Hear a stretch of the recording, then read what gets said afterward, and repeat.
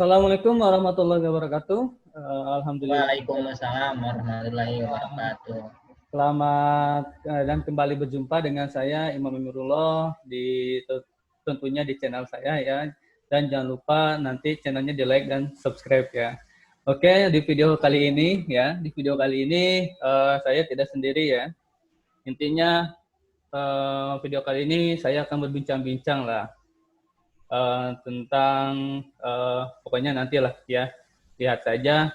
Inti di video kali ini kita akan berbincang-bincang dengan salah seorang kalau bisa dibilang ya, dia itu alumni lah ya, alumni di mana saya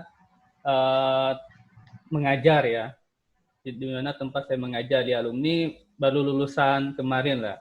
Dan kabarnya dia sudah kerja ya, dan kerjanya itu di developer software. Nah, langsung saja lah ya, jangan banyak cincong ya. Oke, langsung saja kita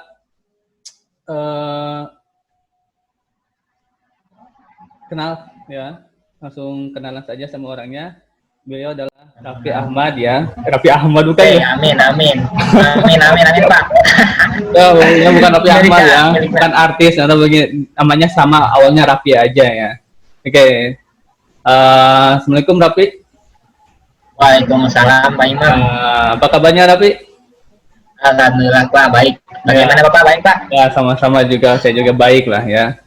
Oke, jadi di video kali ini intinya nanti Raffi akan share pengalaman lah ya, di mana dia gimana caranya lah ya bisa langsung kerja loh ya, dari lulus SMK langsung bisa kerja di salah satu perusahaan developer software yang ada di Bandung ya Pi, ya, di Bandung Pak. Ya, nanti beliau akan share ya, dia akan share pengalaman, tips-triknya gimana sih supaya bisa langsung kerja ya dari lulusan SMK itu ya. Intinya yang saya ingin tanyakan Pi ya, kerja di mana Pi?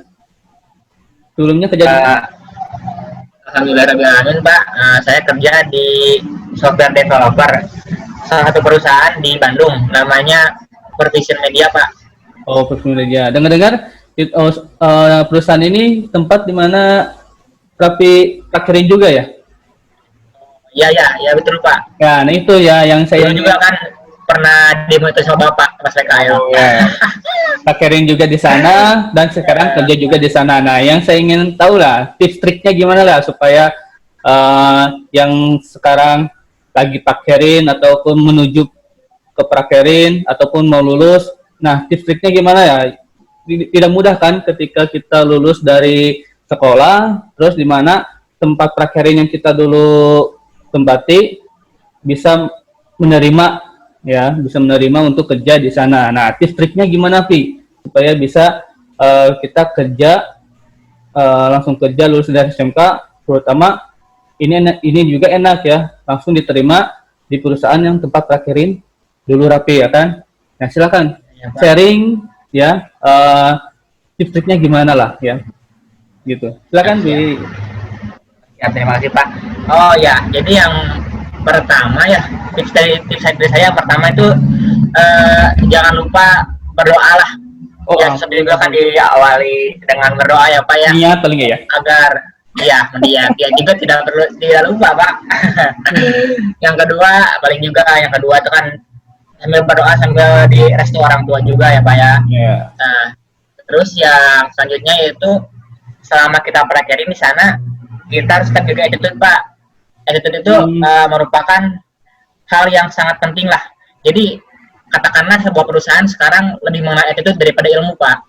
Karena kenapa demikian ya? Karena kalau attitude kan susah untuk dirubah kan ya. Susah lah. Jadi bisa, cuma lama butuh lama ya. Ya butuh lama tuh kan. Kalau ilmu mah kan bisa lah, cuma beberapa gimana orangnya juga sih. Bisa upgrade lah kalau ilmu mah kan. Walaupun dia katakanlah kurang lah ya di sekolah, tapi kalau dia rajin apa-apa kan nanti juga bisa menyusul lah ilmu gitu kan. Nah, terus tips yang selanjutnya yaitu selama pakai di sana, tunjukkanlah skill yang kamu miliki sebisa mungkin lah. Nah, tapi dengan satu catatan, kamu harus bisa melebihi itu. Maksudnya melebihi di sini gimana sih?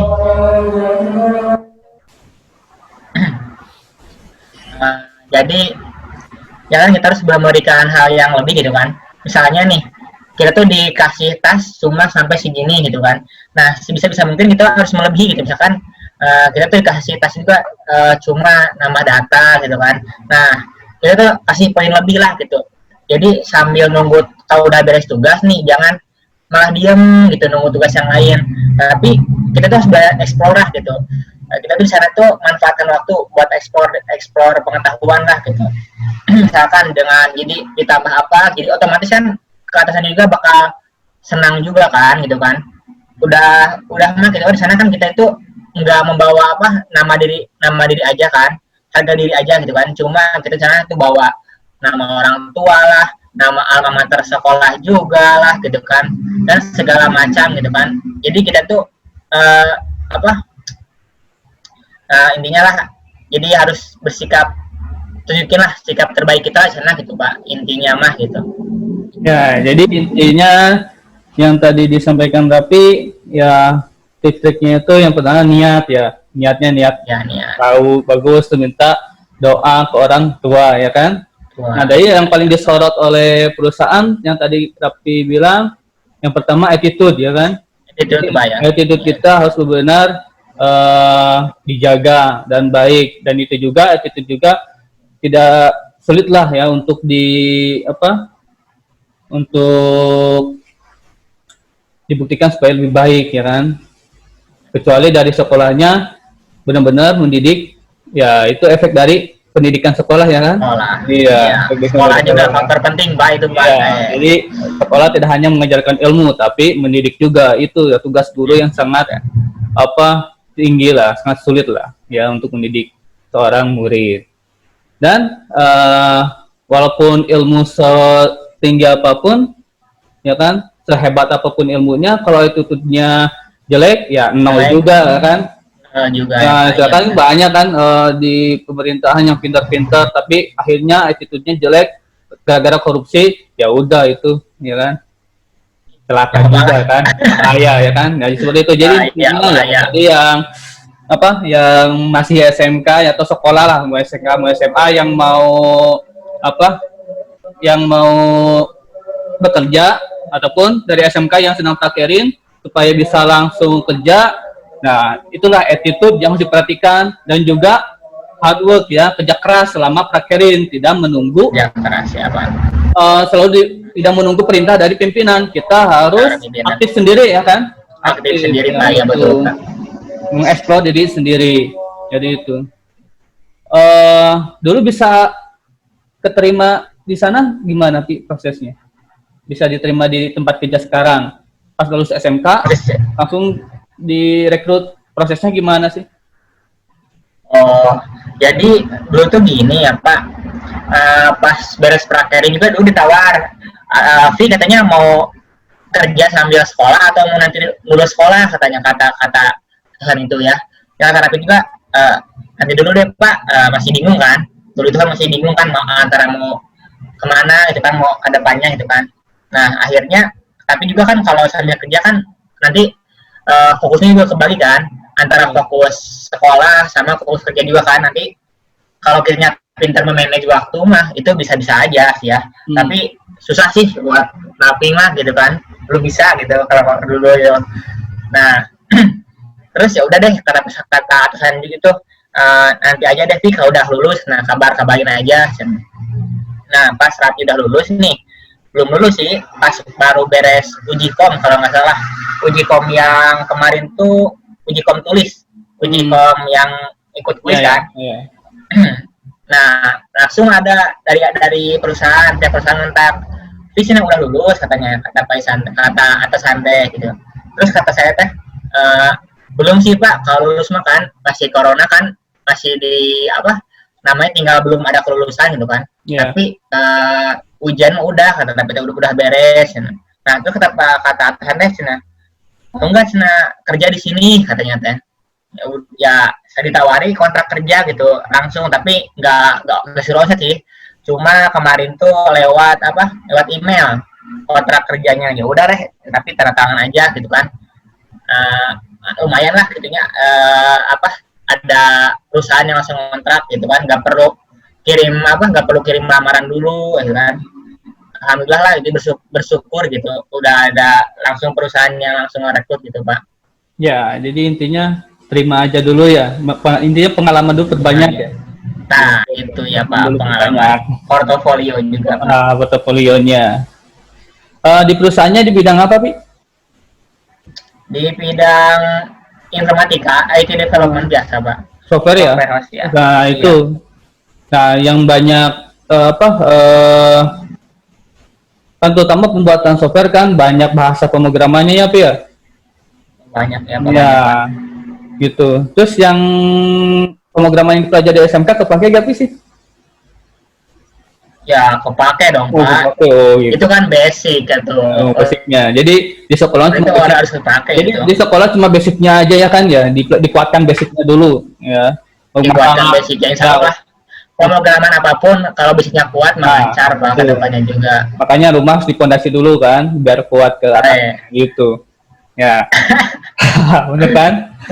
Oke, Benar-benar, nah, itu ya pengalaman dari Rapi ya, pernah Rapi selama tips triknya supaya bisa kerja di langsung lulus, ketika udah lulus langsung kerja. Nah, tips-tipsnya tadi udah Raffi sampaikan. Nah, terus berikutnya katanya mau ada yang mau di-share ilmunya ya, Pi. Kira-kira tentang apa, Pi? Iya, ya ada Pak. Nah, kira-kira tentang payment gateway Pak. Payment gateway. Nah, jadi di video kali ini selain sharing pengalaman juga katanya Raffi mau sharing juga ilmu ya, sharing ilmu ke teman-teman semua. Nah, jadi materinya itu tentang payment gateway. Payment gateway. Nah, ya apa itu payment gateway? Saya juga gak tahu, Pi. Sebentar Pak. Jadi bisa dicek sih Pak di secara lebih detailnya di payment gateway.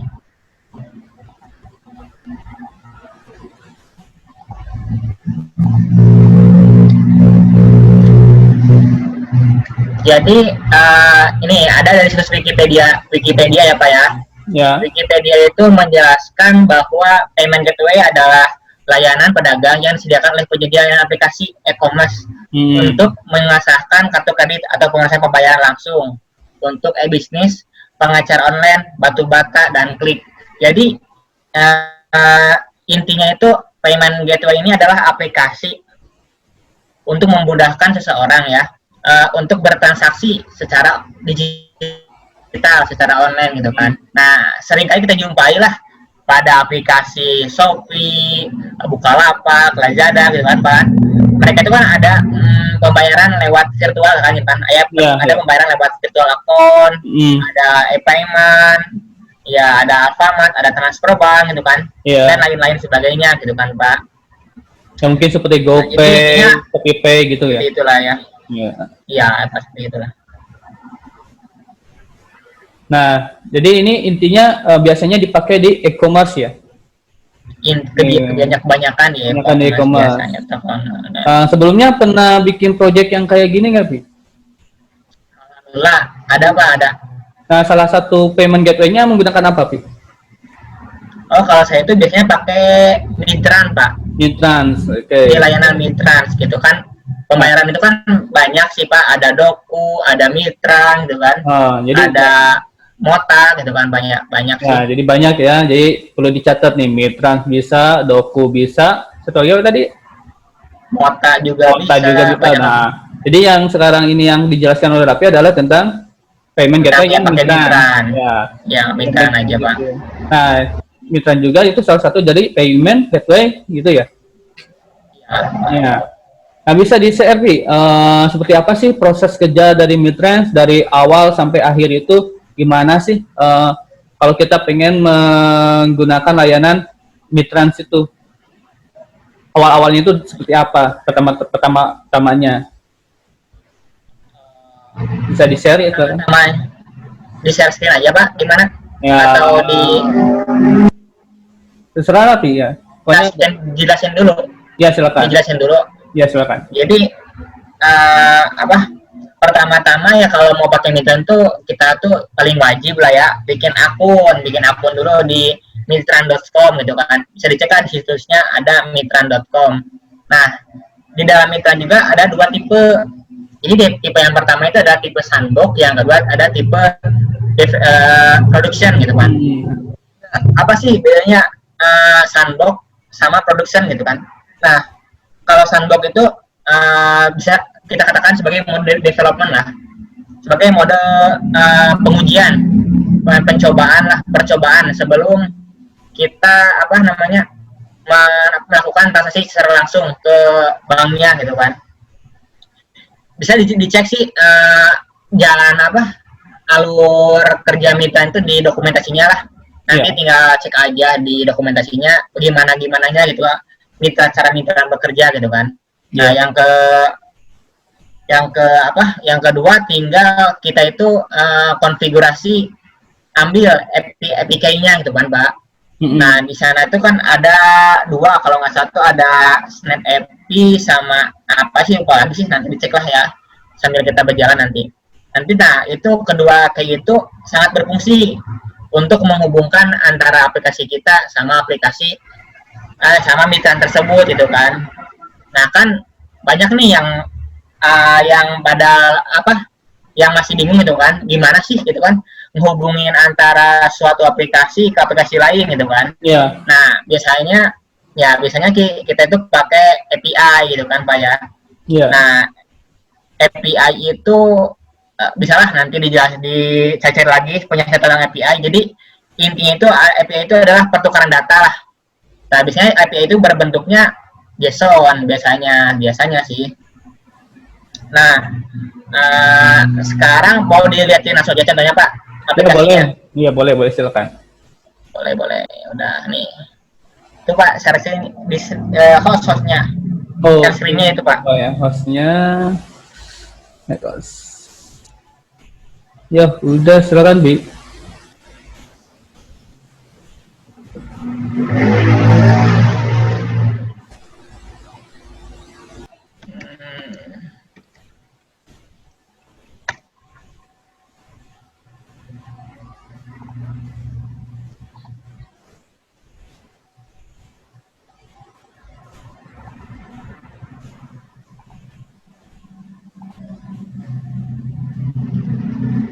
Udah bikinnya kan, Pak? Udah ya, udah ada. Ada. Nah, sebentar ya, login dulu ya, Pak. Yuk. Login pakai Google aja lah, biar cepat.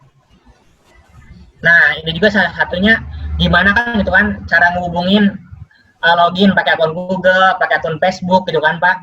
Iya. Nah, biasanya pakai API juga gitu kan, ini sama lumayan tuh penting tuh kalau di dunia industri berkenalan sama API gitulah. Ya, nanti di SMK jadi PR juga ya. Jadi semua murid harus bisa API gitu ya. Ya sih, bisa. Ini catatan buat saya seorang guru. Seorang guru. Ya, ada PR juga ya. PR. Nih, yang ini nih, Mitran.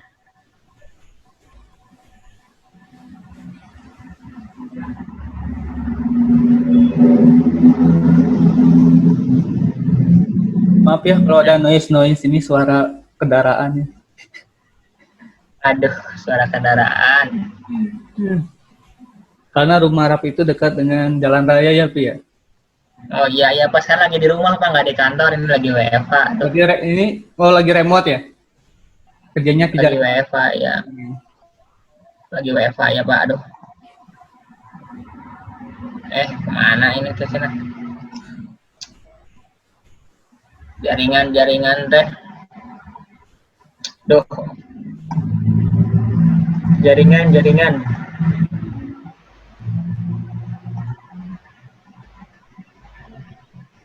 Ini aplikasi Bukit Biak Project Rapi juga ini. Project Rapi, Pak. Ini jaringan kayaknya Pak, aduh. Kenapa jaringannya, Pi? Jaringannya lemot ini tuh. Bentar. Coba deh yang ini. Banyak banget ya proyeknya sekarang, Boy. Aduh. Udah sejahtera kayaknya. Udah sejahtera ya, banyak proyek kan. Aduh. Amin ya Allah, amin.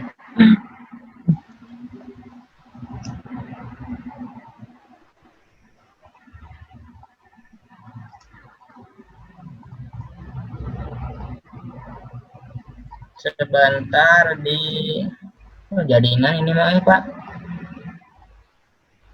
Muncul.